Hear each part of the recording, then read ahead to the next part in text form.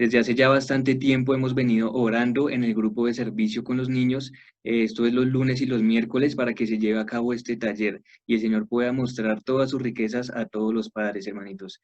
Entonces, este taller surge de la necesidad de continuar profundizando en el mensaje que compartió en días pasados el hermano Rick Scatterday acerca de los riesgos por la utilización de dispositivos electrónicos e Internet para el desarrollo social, psicológico y espiritual de nuestros niños y jóvenes. Ese es el título que tenemos, hermanos, en el documento que se les ha enviado junto con la invitación, donde se encuentra el bosquejo propuesto, y también ese bosquejo lo alimentamos con la lección 8 del libro del ministerio, Cultivar la siguiente generación para la vida de iglesia. Esta lección tiene como título Cooperar con Dios para su mover como padres a quienes se les ha encomendado a sus hijos para que los cultiven y fomenten su desarrollo en el Señor, hermanos. Entonces, la parte 2 de este libro es precioso y comienza con el encargo directamente a los padres, invitándolos a separar a la familia para el buen ejercicio de una vida de iglesia cotidiana conforme al deseo de Dios, hermanos, para reflejar como familia la imagen de aquel que todo lo llena en todo, hermanitos. Entonces, la agenda para hoy, hermanos, es un mensaje que tendremos a cargo de nuestro hermano Eric Holguín. Nuestro hermano Eric es docente de la Secretaría de Educación de Bogotá y es un esclavo de Cristo, el cual nos expondrá a nosotros el tema que se encuentra en el bosquejo pues, del documento. Seguido de esto tendremos una actividad para padres e hijos que será dirigida por nuestro hermano Sebastián Rodríguez. Este hermano es un hermano del grupo de jóvenes que trabajan de la iglesia. Y para esta actividad necesitamos que por favor tengan a la mano lápiz y papel. Seguido de eso tendremos unas experiencias personales relacionadas con el tema. Estas experiencias nos la contarán 3 jóvenes del grupo también de jóvenes que trabajan de la iglesia. A los padres a compartir su porción ganada de acuerdo a este tema visto en la reunión y la actividad que realizará nuestro hermano Sebastián. Terminaremos con un compartir y la conclusión del taller para padres. Entonces, pues a continuación los dejo con el hermano Eric, que pues abordará el tema de este taller, hermanos. Amén.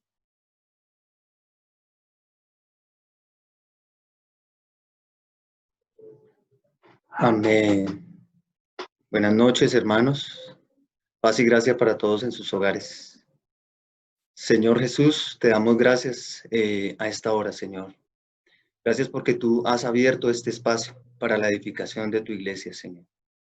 Hoy nos encomendamos a ti, Señor, y esperamos que tú nos hables, Señor, a través de esa rica palabra que hay en tus escrituras, Señor Jesús. Gracias, Señor, por los mensajes pasados que hemos recibido por parte de los diferentes hermanos a nivel mundial, Señor. Estos mensajes han tocado muchísimo nuestros corazones y hoy es nuestro deseo, Señor, cooperar contigo y darle continuidad a estos mensajes, Señor. Siembra en cada corazón de cada familia para que esta palabra, Señor, eche raíces y pueda ser puesta en práctica, Señor, en cada hogar a través del altar familiar que corresponde a cada padre de familia y a cada madre de familia, a cada abuelo y a cada familiar. Gracias, Señor, por este encargo. Hoy nos colocamos en tus manos, Señor Jesús. Háblanos y nútrenos, Señor. Amén. Amén, hermanos. Como lo decía nuestro hermano Santiago, vimos la necesidad de profundizar en el bosquejo que nos compartió el hermano Rick Scatterday hace un mes precisamente, y relacionarlo con la lección 8 del libro Cultivar la siguiente generación para la vida de iglesia, que es un libro que todos los padres deberíamos leer y todos los servidores y los jóvenes que trabajan también. Es un libro muy enriquecedor. Esperamos que el Señor a través de este bosquejo pueda alimentarnos y pueda mostrarnos cuáles son los nuevos retos para nosotros en este tiempo como creyentes neotestamentarios en la vida de iglesia. Tenemos una lectura bíblica iniciando, que es Mateo 6:33. Dice, mas buscad primeramente su reino y su justicia, y todas estas cosas os serán añadidas. Este mensaje nos introduce precisamente en un interés, que es el interés propio de Dios con el hombre, que es su economía, hermanos. Buscar primeramente el reino de Dios implica que todo lo que hagamos nosotros debe ser guiado por Él, debe ser dado por Él, y obviamente con su bendición. Cuando dice buscar primeramente su reino y su justicia, quiere decir que nosotros como hijos de Dios ya no estamos presos ni esclavos de la ley. Esto implica que buscando primeramente el reino de Dios, recibiremos inmediatamente su justicia. Al recibir esta justicia, nosotros somos justificados y somos santificados, como hemos venido viendo en estos días. Y un versículo que es Efesios 6:4, que también siempre tocamos en el taller de padres. Vosotros, padres, no provoquéis a ira a vuestros hijos, sino criadlos en la disciplina y la amonestación del Señor. Es un encargo, hermanos, es un encargo que hay que seguir resaltando, que hay que seguir repitiendo en cada uno de estos talleres. Tenemos la responsabilidad de criarlos en la disciplina y en la amonestación de Dios. Hoy vamos a tocar un tema muy importante. Hoy vamos a ver cómo es posible que esto se pueda dar, porque la crianza de los niños no es un asunto de un día ni de 2 días, sino es un proceso que nos lleva absolutamente toda la vida, desde que ellos nacen hasta que han cumplido sus diferentes etapas. Estamos en ese proceso de ayudarlos, encaminarlos, guiarlos, y eso es a lo que Dios llama crianza.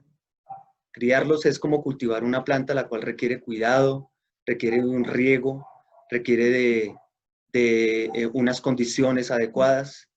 Y en el reino de Dios hay algunas precisiones que vamos a tocar frente a cómo nosotros como padres podemos ayudar a criar a nuestros hijos en la disciplina y en la amonestación del Señor. Tocaremos entonces, entramos de una vez en el bosquejo, con el punto número 1 romano, que dice: el cumplimiento de la economía de Dios necesita de nuestra cooperación. Y cooperar con Dios significa estar atado a Cristo y tener un solo vivir con Él por medio de una sola vida. Este título nos lleva ya a entender que la misión de los padres, como lo veníamos viendo en los mensajes desglosados para los padres de familia por el hermano Mario, la misión de los padres dentro de la vida de iglesia es cooperar con Dios. Este es un verbo que debe estar muy interiorizado por nosotros. En estos días estábamos viendo que Dios opera. Él es el espíritu de vida que opera dentro de nosotros a través de ese espíritu que da vida. Y esa operación que nos permite ser aptos, nos permite conocer más de Él, nos permite incluso estar atentos a los ataques del enemigo. Pero en su obra, el pueblo de Israel y el pueblo de Dios siempre ha tenido un cooperar con Dios, siempre. Desde el Antiguo Testamento hasta la era en que estamos, siempre ha habido un grupo de hombres, mujeres y familias que han estado dispuestos a cooperar con Dios. Y gracias a esta cooperación es que Dios ha podido avanzar poco a poco en esa obra maravillosa que Él tiene, que es recobrar toda la tierra, recobrar toda la humanidad. ¿Para qué? Para cumplir finalmente su plan, que es hacer de un grupo de hombres iguales, idénticos a su Hijo Jesucristo, y que toda la tierra esté poblada por su presencia, por su esencia misma, que todos podamos ser conformados a su imagen y semejanza. En ese Dios operar, Él nos da un papel también protagónico a nosotros. Por tanto, Él dice que no nos llama esclavos, porque el esclavo no sabe lo que hace su Señor, sino que Él nos ha hecho mayordomos. Y en esa mayordomía, nosotros somos partícipes de todos sus beneficios. Un mayordomo no solamente es la persona que administra, sino un mayordomo es como parte de la familia. Y ese mayordomo se convierte en un sacerdote. Por tanto, nosotros colaboramos en este proceso. En el ministerio de esta sección, de esta porción del libro, nos dan un ejemplo de qué es cooperar. Hay unas carreras que son carreras de 3 pies. En esas carreras de 3 pies se deben juntar 2 personas y amarrar los pies que quedan cerca uno del otro, pues para llegar de un punto A a un punto B.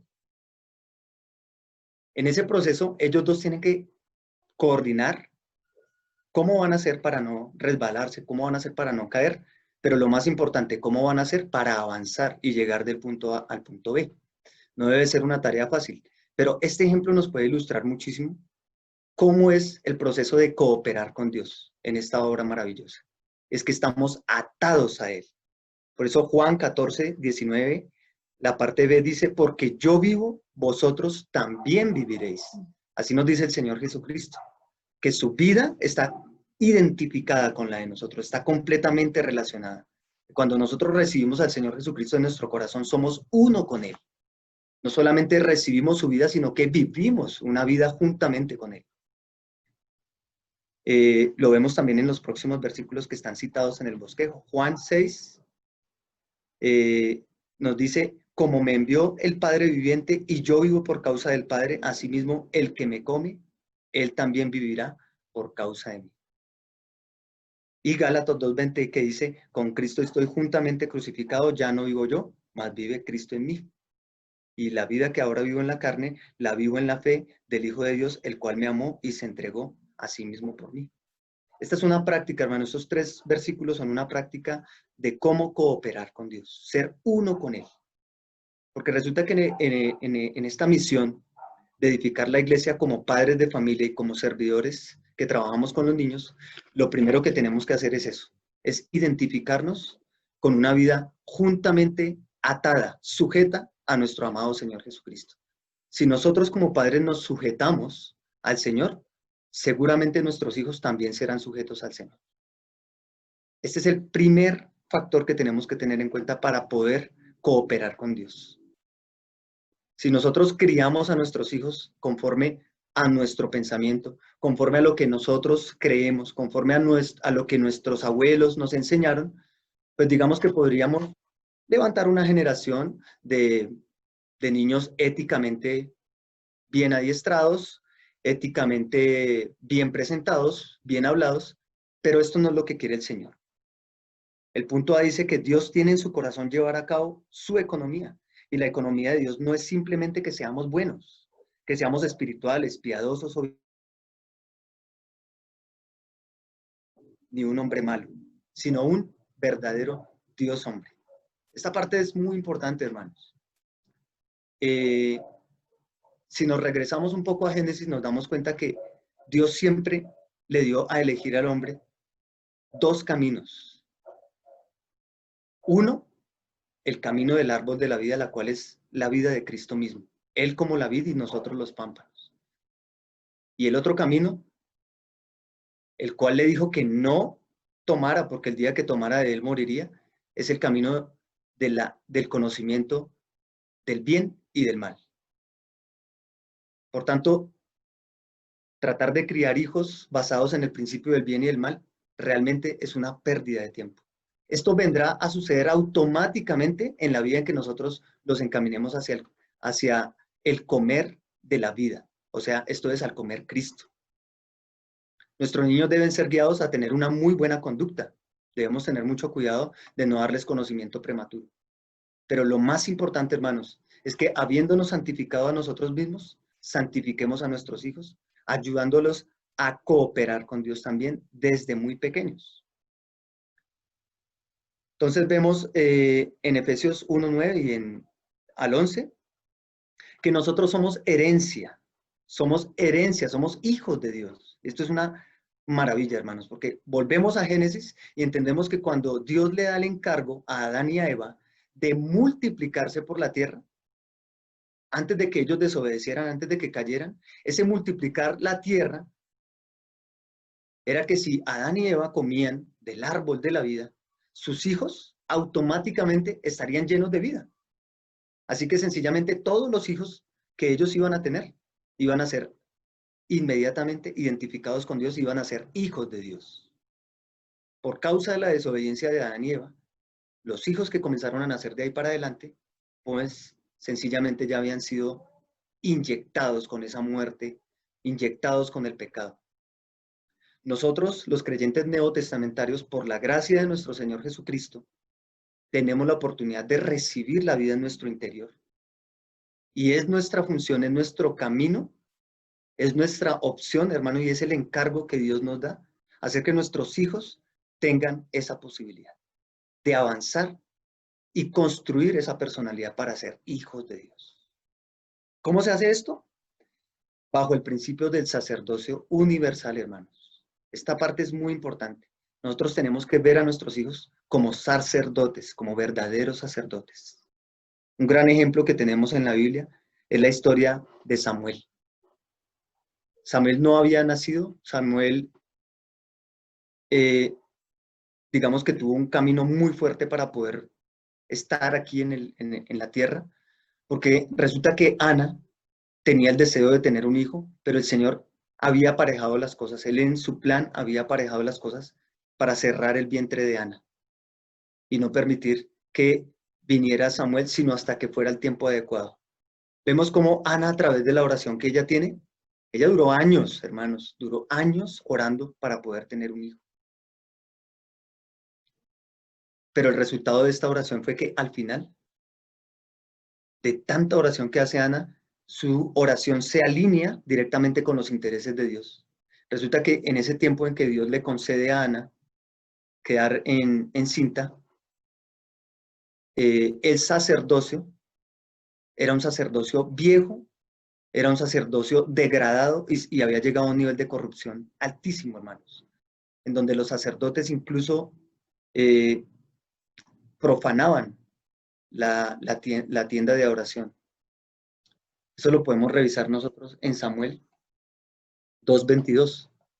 No está en el bosquejo, pero quiero compartirlo porque me parece supremamente importante. Primera de Samuel 2:22 dice, Elí, quien era el sumo sacerdote de ese tiempo, era muy viejo y oía que todo lo que hacían sus hijos con todo Israel y cómo se acostaban con las mujeres que prestaban su servicio a la entrada de la tienda de reunión. Entonces Elí les dijo, ¿por qué hacéis cosas semejantes? Porque oigo hablar a todo este pueblo de vuestro mal proceder. Quiere decir que en esta parte, a diferencia de Ana, que tenía el deseo en su corazón de tener un hijo para consagrarlo a Dios, Elí, quien había heredado ese sacerdocio por derecho, por ser de la tribu de Leví, sus hijos, por tanto, debían ser amonestados y deberían haber sido disciplinados en la amonestación del Señor. Pero ¿qué sucedió? Él les pregunta, ¿por qué hacen estas cosas semejantes? Oigo hablar a todo el pueblo de vuestro mal proceder. Quiere decir que Elí se enteró primero por boca de las personas, de todo el pueblo que ya estaba hablando de las cosas que hacían ellos. Se enteró primero por boca de ellos antes que enterarse él mismo de lo que estaban haciendo sus hijos. Esto es un error grandísimo y nos puede llegar a pasar a nosotros también. Seguramente confiamos tanto en nuestros hijos que creemos que ellos son unos santos, que nunca se van a equivocar. Pero resulta que el día menos pensado llega un comentario a nosotros de algo que ellos hicieron y allí se derrumba y se quiebra nuestro corazón. Y entendemos que posiblemente no estábamos siguiendo de cerca las acciones de nuestros hijos. Esto de cooperar con Dios en la disciplina y amonestación del Señor implica que yo debo revisar qué hace mi hijo, qué le gusta a mi hijo, cuáles son sus intereses, cuáles son sus pensamientos. Yo debo involucrarme con mi hijo y armar un vínculo lo suficientemente cercano para que no suceda esto que le sucedió al sumo sacerdote Elí, el cual desafortunadamente perdió la herencia del sacerdocio por no haber estado atento de sus hijos. Eso lo podemos ver justamente ahí enseguida. Él les dijo, no, hijos míos, porque no es buena fama lo que oigo difundir al pueblo de Jehová. Si un hombre peca contra Dios, Dios le servirá de árbitro, pero si un hombre peca contra Jehová, ¿quién arbitrará a su favor? Lo que sucede es que más no quisieron escuchar la voz de su padre. Elí les habló en ese momento exhortándolos, pero seguramente como ya eran adultos, en ese momento no escucharon la voz de su padre, no le hicieron caso y el precio fue alto, hermanos. El precio fue alto porque ellos tuvieron que morir el mismo día por mano del Señor. Dice que porque a Jehová le agradó matarlos. ¿Por qué? Porque estaban deshonrando el nombre del Señor. Este asunto es muy importante. Vamos a compararlo. Ana y su esposo estaban siendo uno en el deseo de tener un hijo y consagrarlo. Y el resultado de esto es que llega Samuel, quien es consagrado a través del voto del nazareato, y desde que él nació fue entregado directamente al sacerdocio. El resultado es que Samuel cumplió una obra preciosa, preciosa, preciosa. Él fue un sacerdote conforme al deseo del corazón de Dios. Por tanto, hermanos, entregar a nuestros hijos en oración es una parte supremamente importante, que es el punto B. Dice, en lugar de usurpar a Dios al orar por nuestra prosperidad, salud o familia sin tener en cuenta la economía de Dios, debemos orar, vivir y ser personas según el corazón de Dios y para su economía. Nuestras oraciones no deben estar encaminadas para decir, Señor, yo quiero que mi hijo sea muy importante. Señor, yo quiero que mi hijo sea un ingeniero. Yo quiero que mi hijo sea un gran doctor reconocido, que él tenga dinero, que no le falte nada.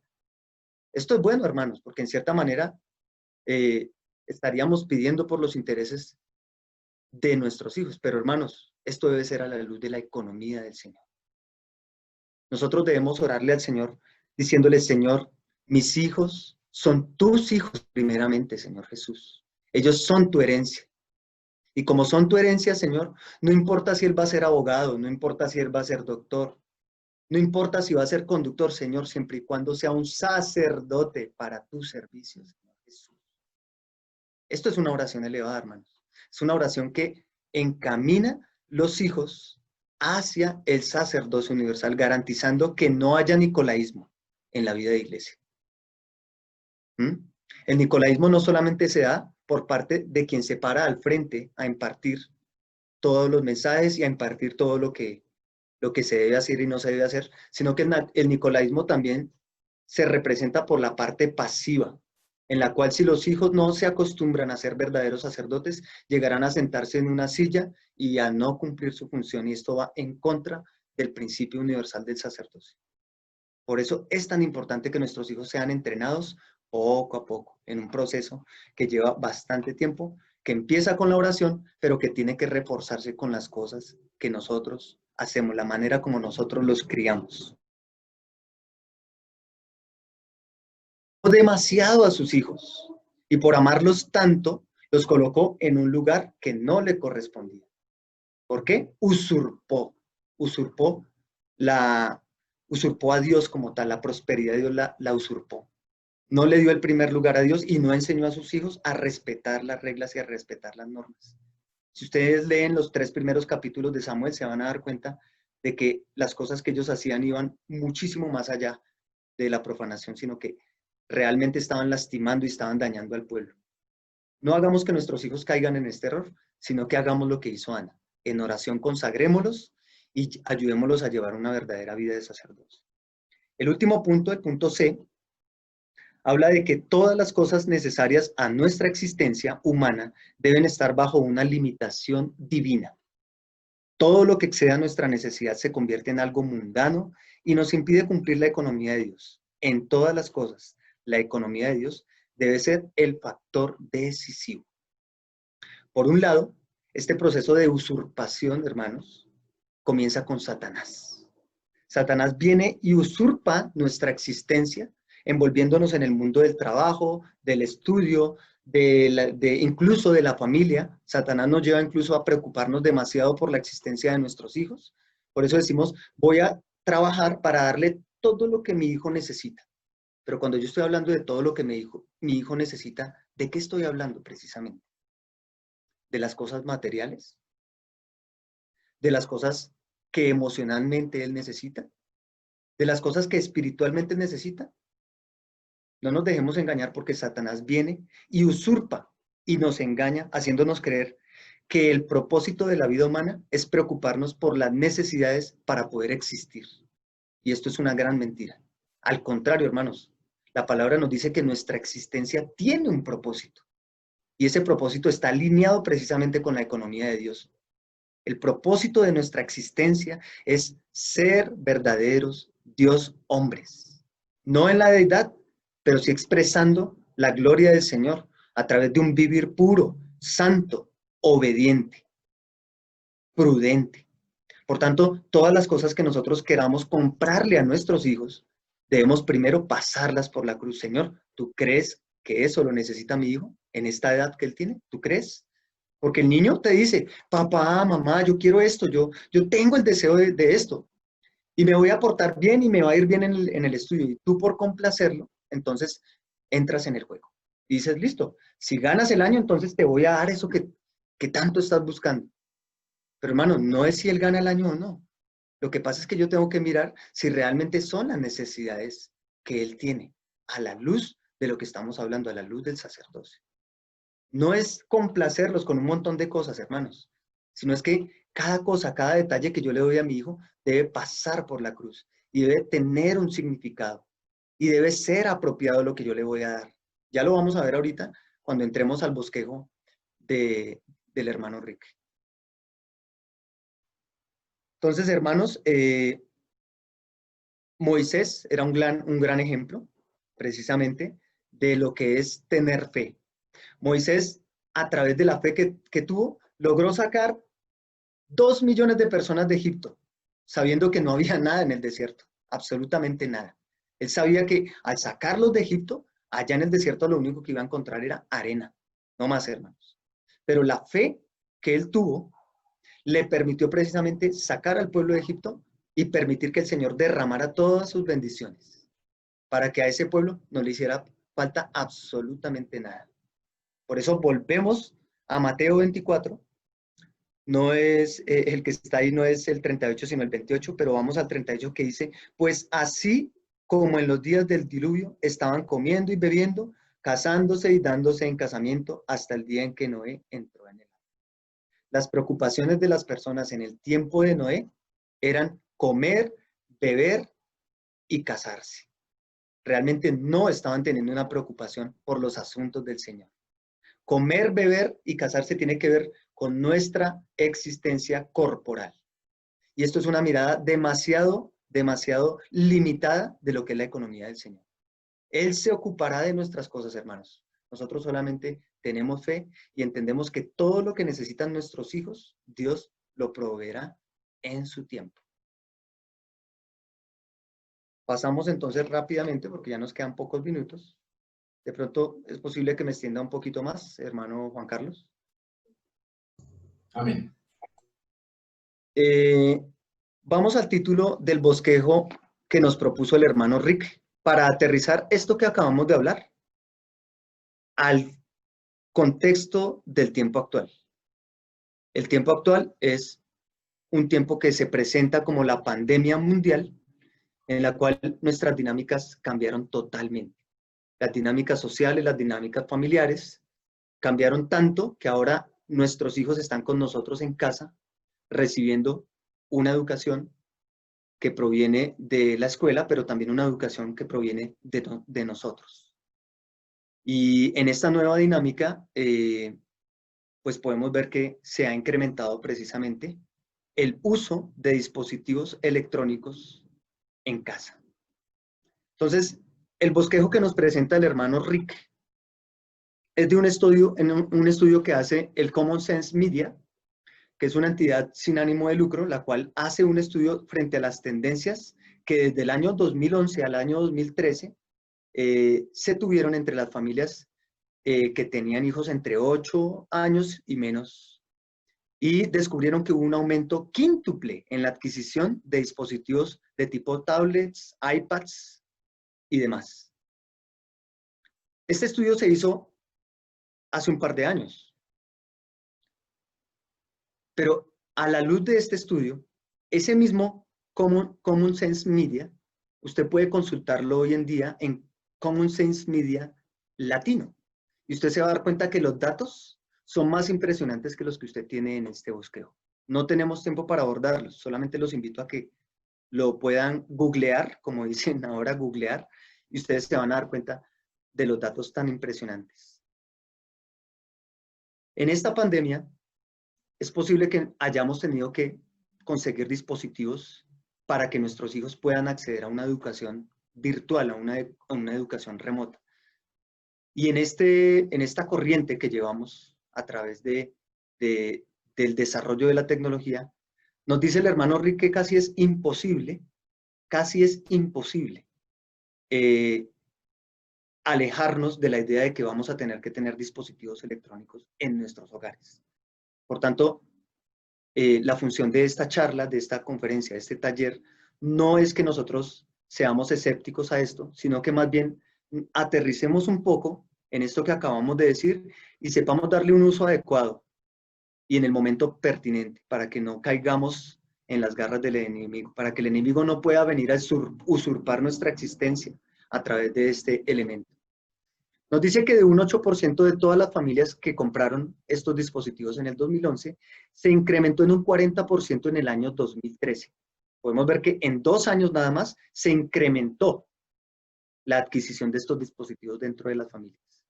Y ese porcentaje de niños con acceso a algún tipo de dispositivo inteligente en sus hogares aumentó de un 52 a un 75%, o sea, un 23% en 2 años, al año 2013. Si seguimos esa línea, podríamos decir que en este año, en el año 2020, y con la pandemia, podríamos acercarnos a que más o menos, de un 85 a un 95% de los niños menores de 8 años hoy acceden a un tipo de dispositivo electrónico, llámese celular, llámese tablet, llámese iPad o llámese computador portátil. Quiere decir que prácticamente ya todos nuestros hijos tienen acceso a este tipo de dispositivos. El punto número 2 nos dice, el 72% de los niños de 8 años y menos han utilizado un dispositivo móvil para algún tipo de actividad relacionada con medios de comunicación, tales como juegos, videos, aplicaciones. El incremento en el 2011 fue del 38%. El punto 3 dice que de ese 38%, los menores de 2 años habían utilizado un dispositivo móvil para comunicarse, comparado con un 10% que lo habían hecho en el 2011. Y estamos hablando de niños menores de 2 años, hermanos. Esto es muy importante. Si nosotros tenemos niños pequeños, debemos entender que estamos colocando en riesgo la salud física, la parte fisiológica de nuestros niños. El hermano Rick dice que hay un impacto directo sobre la parte del desarrollo del cerebro.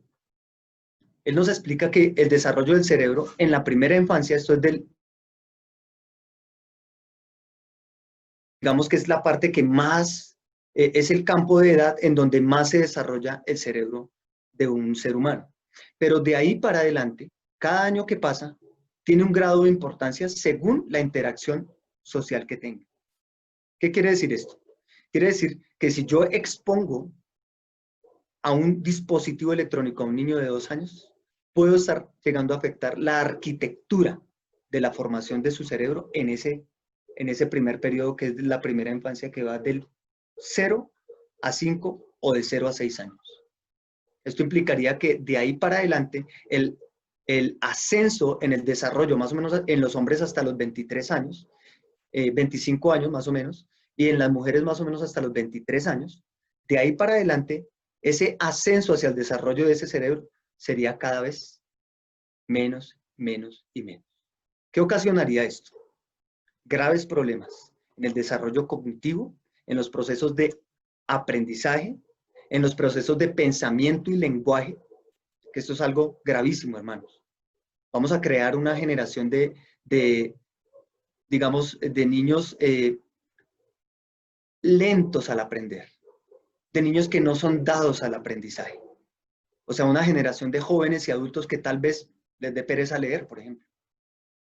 ¿Por qué? Porque su cerebro ya ha venido siendo afectado por haber sido expuestos a esta interacción con estos dispositivos electrónicos a muy temprana edad. En un estudio de Deloitte, que es una empresa que hace estudios y censos a nivel mundial, muy importante, hacen un reporte de consumo móvil al año 2019 y, oh sorpresa, descubren que para los colombianos tocamos el celular 2000 veces al día. 2000 veces al día tocamos el celular para interactuar con diferentes medios, videojuegos, redes sociales. En el caso de los niños, los videojuegos es la segunda actividad que más usan después de los videos cortos como el TikTok y las redes sociales.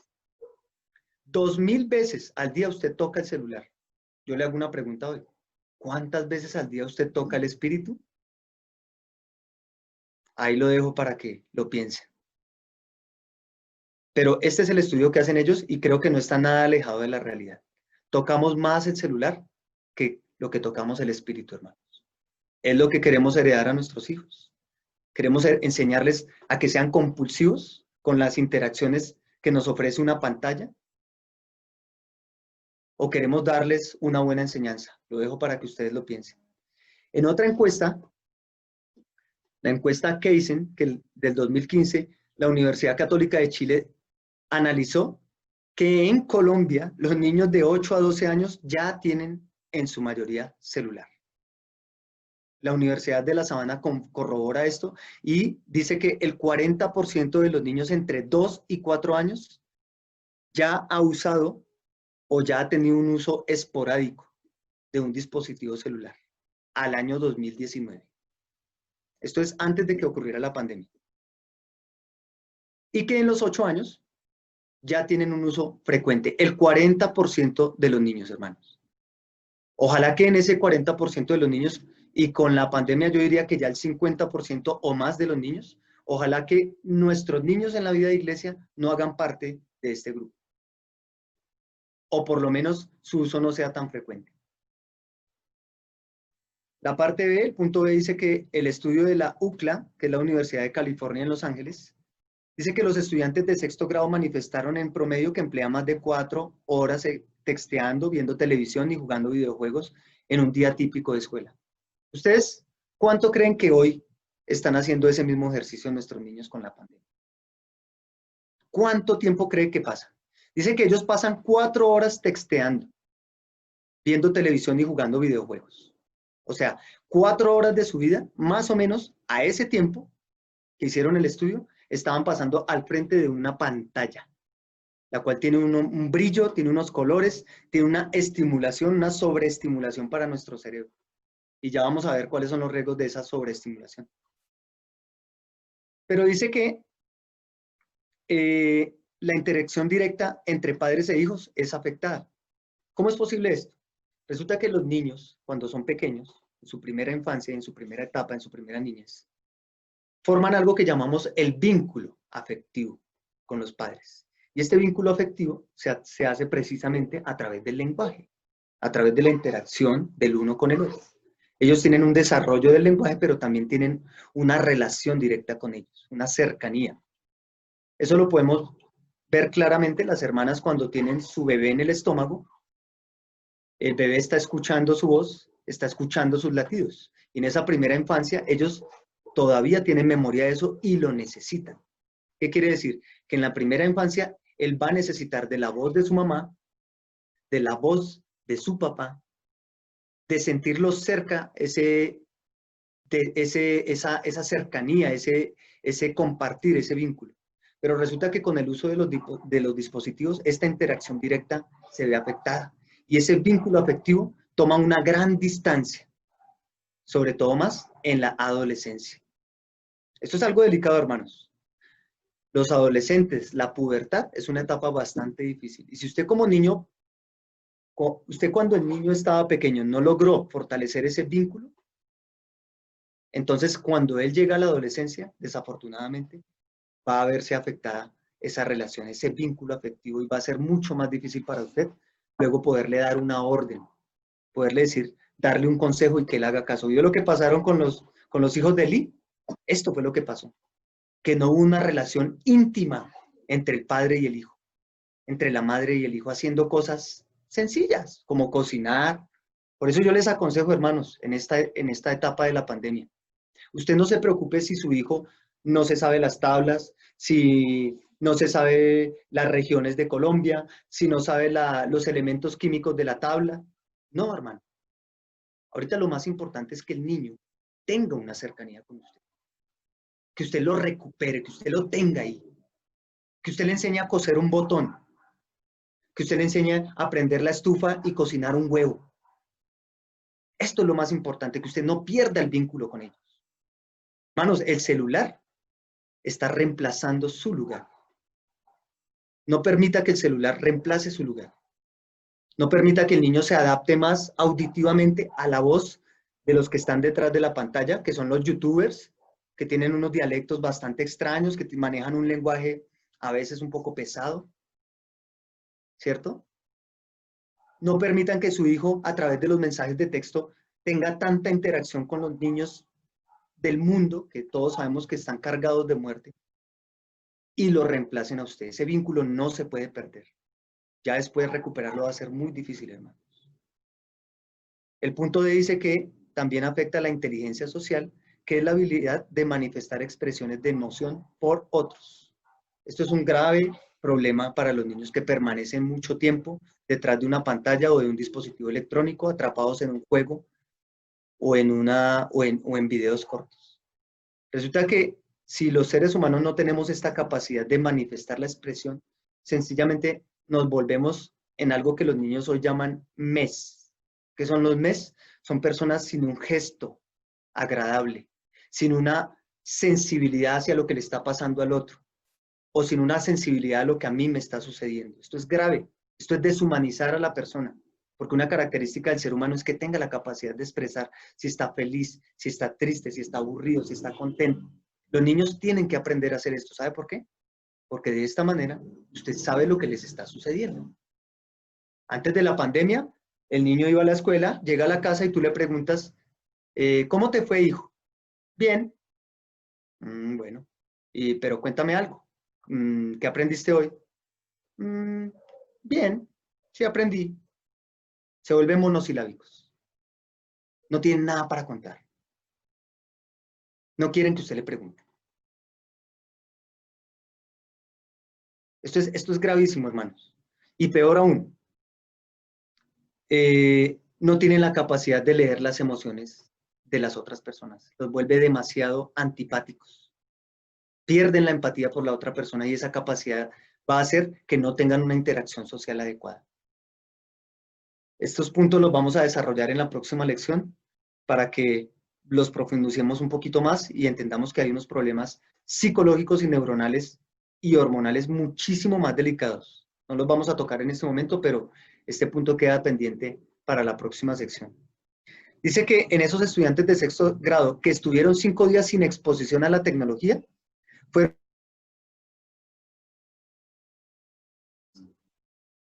y solamente estuvieron 5 días sin exposición a la tecnología. Se depuraron. 5 días sin contaminar su cabeza, sin llenarla de basura, y el resultado, ¿cuál fue? Que lograron entender mucho mejor las emociones. ¿Por qué? Porque regresan a ese contacto visual, a ese contacto que yo necesito con el otro. Esto es educar la humanidad del niño y cooperar con Dios para que él sea un vaso apto, para que luego el Señor venga y conquiste su corazón y lo vuelva un verdadero sacerdote.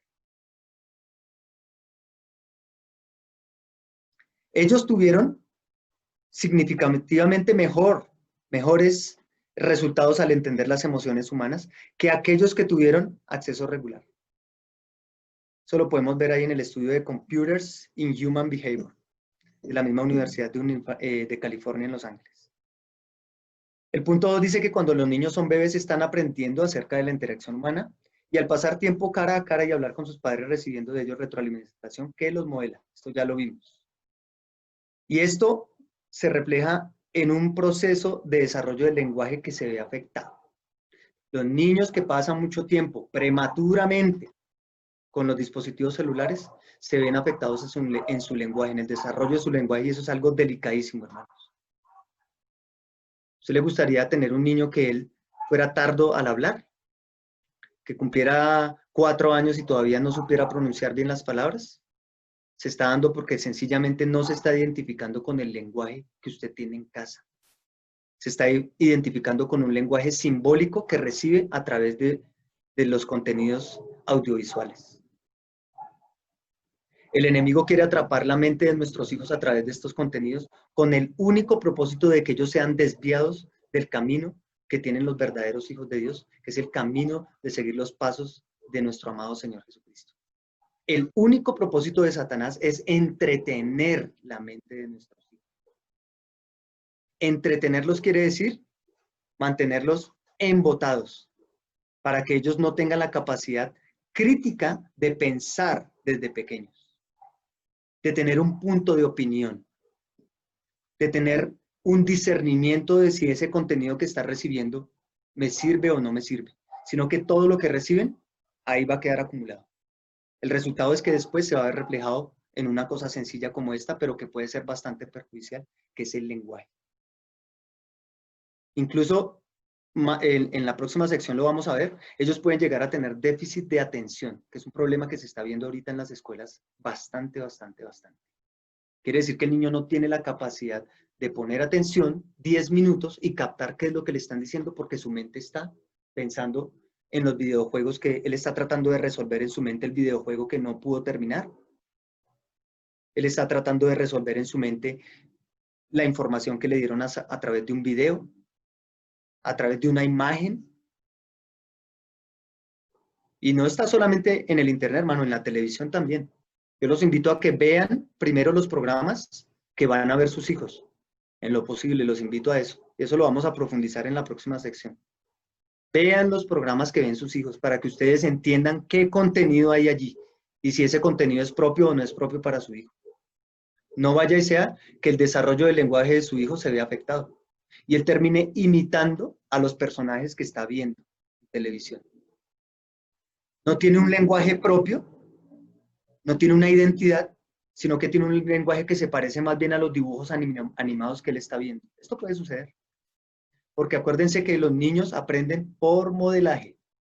Y en ese modelaje, si usted no es un punto de referencia, lo que él está viendo sí lo es. Mucho cuidado con esto, ¿no? Dice que el punto F, que produce efectos adversos sobre la calidad del sueño. Los niños necesitan dormir como mínimo de 8 a 10 horas para crecer, los niños pequeños. Pero el hermano Rick nos compartía que no importa si usted duerme las 8 horas, pero si su cerebro ha sido sobreestimulado, porque el tiempo que usted pasó detrás de una pantalla fue demasiado largo, lo que sucede es que una vez usted se va a acostar a dormir, su cerebro todavía está procesando la información que usted recibió durante todo el día. Y esto no le va a permitir descansar y llegar al profundo sueño, que es el momento en donde más se necesita llegar para obtener el descanso. El resultado es que al otro día su hijo se levanta de mal genio, no se quiere levantar, le contesta y usted va a entrar en serios inconvenientes con él. El resultado es muy negativo para los niños que no logran descansar. Día tras día el sueño, la falta de sueño se va acumulando y desafortunadamente los vamos a estar afectando. La OMS, hermanos, si lo quieren mirar ahí en las noticias, la Organización Mundial de la Salud dice que los celulares emiten un alto grado de radiación. ¿Saben qué es la radiación, hermanos? Es algo muy peligroso para el ser humano. Ustedes deben ya conocer la historia de Chernobyl y saben que la radiación se expande.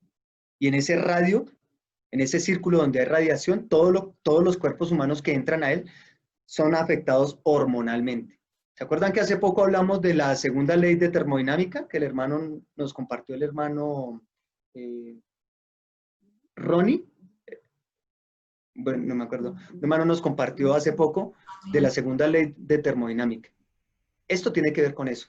La radiación hace que nuestros cuerpos sean más propensos a ser afectados por esa segunda ley de termodinámica. La radiación, incluso, hermanos, hace que prematuramente los cuerpos sean propensos a tener cáncer. Esto es delicado, ¿verdad? A veces nos preguntamos, ¿pero por qué un joven adquirió cáncer? Pues resulta que toda su vida fue criado detrás de un celular para que no molestara, para que no gritara, para que no llorara. A la mamá le pareció más fácil colocarle el celular ahí para tenerlo entretenido y que no molestara y me dejara a mí trabajar, me dejara a mí hacer mis cosas. Puse el celular ahí para reemplazar mi función como educador en casa. El punto G dice que, ya para finalizar este punto, pero hay muchos más que tratar, los vendremos a ver en los próximos mensajes, dice que los efectos, produce efectos en el estado de ánimo y de personalidad. Entonces, mucha interacción con el medio virtual y poca interacción humana hace que mi estado de ánimo, el estado de ánimo del niño cambie y su personalidad sea transformada. Si muchas veces a nosotros nos cuesta conservar la calma, conservar la cordura, ¿cierto? Y es porque, ya como vimos en el estudio que hace el Deloitte, tenemos 2000 interacciones al día con el celular. Esperemos que los niños no tengan ni la mitad ni un cuarto de eso. Pero sencillamente perdemos el interés por los juegos manuales. Los niños pierden el interés por los juegos manuales. Por eso el consejo que yo les doy hoy es que, aprovechando este tiempo de pandemia, usted lo regrese a él, a los juegos manuales. Quítele los dispositivos electrónicos, dosifíqueselos, porque todo tiene que ser un proceso, usted tampoco puede ser brusco con él, ¿sí? Dosifíquelos y regresemos a los juegos manuales, a las canicas, al yoyo, al parqués. Jueguen con él con cosas sencillas, juegos que involucren sus manos, ¿sí? En la medida que el niño involucra sus manos en el juego, está teniendo un desarrollo cognitivo avanzadísimo, hermanos, avanzadísimo. Porque la coordinación ojo-mano hace que sus procesos de desarrollo cerebral avancen profundamente. Y su personalidad es afectada en la medida en que no se identifica, se aburre si no tiene el celular. Si usted se lo quita, entonces se pone de mal genio. Pierde el sentido de gratificación de las cosas. Entonces, hermanos, no permitamos que nuestros hijos caigan en esto, porque nuestro deber es cooperar con el Señor. Cooperar con el Señor para una verdadera vida de iglesia. Si nosotros queremos cooperar con el Señor, tomemos estos puntos en cuenta y aprovechemos al máximo esta pandemia para hacer que nuestros niños sean encaminados por el camino que quiere el Señor, que en ese mover que tiene el Señor, nuestros hijos sean llevados a ser verdaderos sacerdotes. Qué pena que me extendí un poco, hermanos, discúlpenme, la próxima vez intentaré ser un poco más corto, pero era necesario dar todos estos puntos. Gracias, hermano. Amén, hermano. Amén. Entonces, hermanos, vamos a pasar a la actividad familiar, que el hermano, perdón, le doy paso al hermano Sebastián.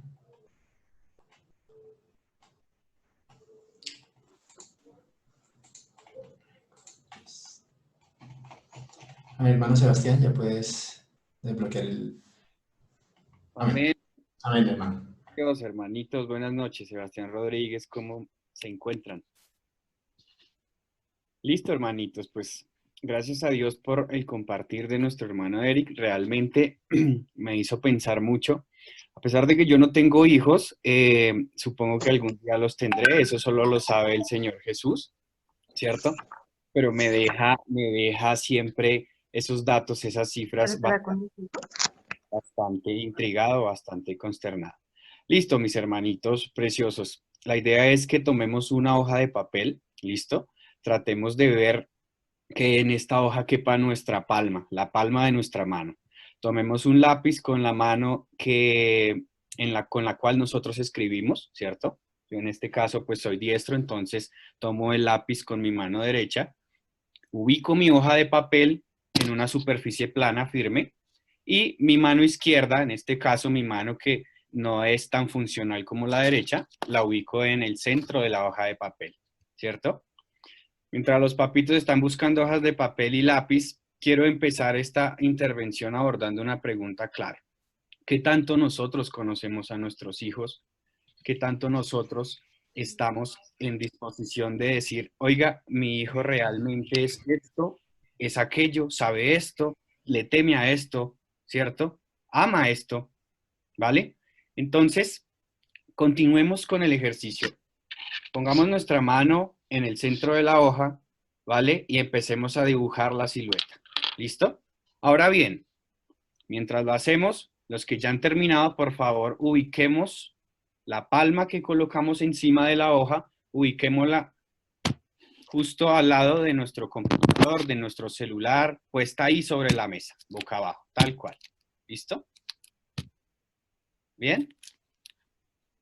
Les voy a mostrar un poco cómo quedaría la mano. ¿Listo, mis hermanos? Ahora bien, continuemos con el ejercicio. ¿Qué tanto conocemos a nuestros hijos?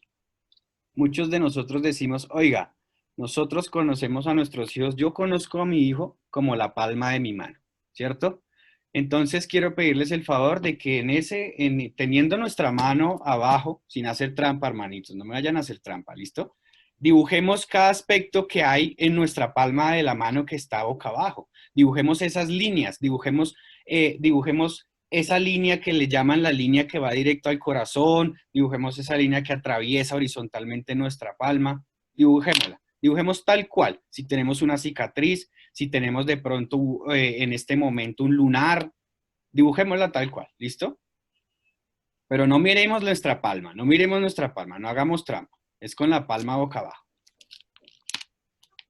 ¿Listo? Recapitulemos, dibujamos la silueta sobre un papel y ahora la instrucción es sobre esa silueta y con la mano boca abajo vamos a dibujar esas líneas que conforman nuestras coyunturas, ¿cierto? De nuestros dedos, no, los lunares que nos hacen únicos en esa apartado.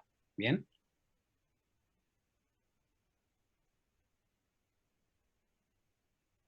¿Listo? Bueno, entonces los que vamos acabando, por favor muéstrenme en esas obras de arte que hicieron ahí en que yo los estoy viendo en pantalla. Muy bien, hermano Juan Carlos. Uy, sí, excelente detalle. El anillo es clave, el anillo es clave. Y en qué lugar lo ubicó? ¿En el medio o en el anular? Perfecto, hermanitos. Bien. Ahora bien, miremos nuestra palma, miremos la palma de nuestra mano y comparémosla con nuestra hoja. ¿Realmente quedó tal cual a como es nuestra mano? ¿Cierto que no, hermanos? No quedó tal cual. Y esto me genera a mí, y quiero que les genere a ustedes también un momento de reflexión en donde pensemos que esa afirmación que solemos hacer de que conocemos a nuestros hijos como la palma de nuestra mano está equivocada, ¿cierto? Porque nuestros hijos son seres independientes, son seres pensantes, ¿cierto? Son vasos que el Señor Jesús día a día va llenando, va puliendo, ¿cierto? Pero la reflexión va más allá y es, ¿qué tanto yo conozco a mi hijo en este momento que estamos en crisis, en la pandemia? ¿Qué tanto yo conozco a mi hijo con sus amistades? Yo sé en este momento él con quién está hablando mientras estoy yo tomando este taller. Yo en este momento sé qué programa de Disney, qué programa de Nickelodeon, yo sé qué youtuber está viendo mi hijo en este momento. Si realmente los conocemos como el dibujo que acabamos de hacer, pues estamos, no quiero decir en un grave error, pero sí estamos fallando en algo, ¿cierto? En estos momentos de crecimiento, nuestro hijo, el hermano, decía algo, anteriormente decía algo que de los 3 a los 5 años hasta los 10 años es un momento en donde nuestros hijos desarrollan todo su pensamiento cognitivo, ¿cierto? Razonan, en donde ellos aprenden realmente a distinguir en esta sociedad en donde vivimos qué es el bien y qué es el mal, ¿verdad? Entonces, nosotros como padres estamos llamados a acompañarlos, a estar ahí con ellos, a generar diálogo continuo con ellos, ¿verdad? Ahora quiero que hagamos algo y es que arranquemos esa hojita de papel un segundo, arranquémosla, ¿cierto? Tengámosla libre, tengámosla sueltica, tengámosla sueltica. Y quiero que la arruguémosla de la mejor manera, tan arrugada que parezca una bolita, arruguémosla. ¿Vale? Perfecto, arruguémosla. Listo. Ahora, segunda instrucción, desarruguemos esa hojita. Volvámosla lisa nuevamente.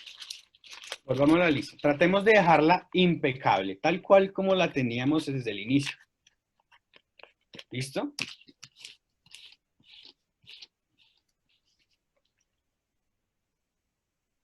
¿Lo logramos? ¿Quedó tal cual como quedó desde el inicio?